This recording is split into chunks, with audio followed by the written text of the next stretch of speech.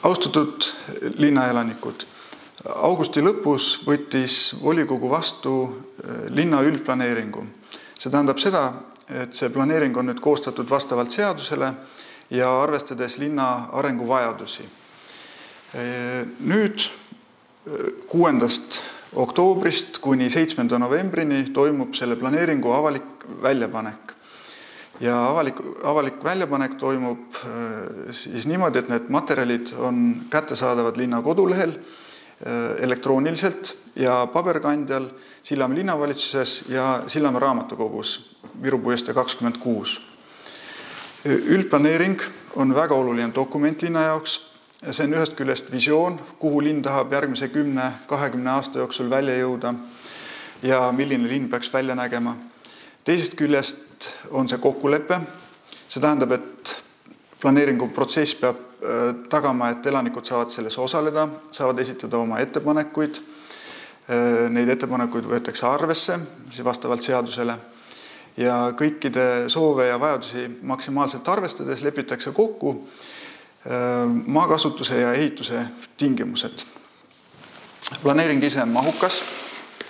See koosneb siis seletuskirjast, joonistest ja eraldi keskkonnamõju hindamise aruandest. Nagu ma ütlesin, siis need materjalid on kõik kättesaadavad avaliku väljapaneku käigus. Ja planeering siis sisuliselt määrab ruumiliselt linnas, mida ja kuidas saab teha. Maakasutuse osas jääb üldine struktuur meil samaks, et on sellist dünaamilist arengut võimaldav sadama ja tööstusala, elamupiirkond eraldi ja aiandusühistu. Nüüd iga kvartali ja maakasutuse osas on määratud tingimused, mida siis konkreetses kohas teha võib. Ja linnas on määratud ka 7 arenguala, kus on seatud üldisemad tingimused. Ei ole täpselt ära määratud, mis seal tuleb, aga on määratud nende alade üldised tingimused ja nõue, et enne kui asuda seal midagi tegema, tuleb selle ala kohta koostada siis terviklik visioon. Ja tegelikult võib öelda, et nendest 7 alast 3 kohta kolme osas oleme juba alustanud täpsustavate tingimuste koostamist. Näiteks Kasesalus jõe ääres siis sellise puhkekompleksi rajamist, geoloogia ja koolitänava piirkonnas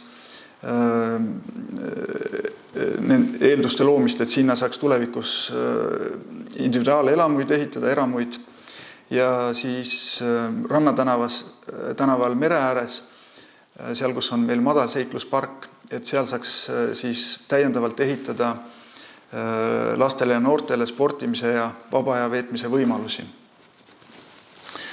Ja planeering seab ka tingimused ja piirangud maa kasutamiseks ja ehitamiseks.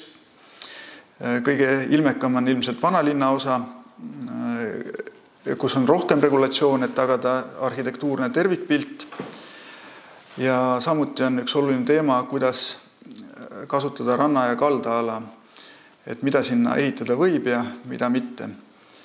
Ja üldplaneering lahendab ka väga palju muid küsimusi, näiteks transpordiküsimused, liikluskorralduse üldised põhimõtted, tehnovõrgud, jäätmekäitluskohad, rohevõrgustik ja väga palju muud.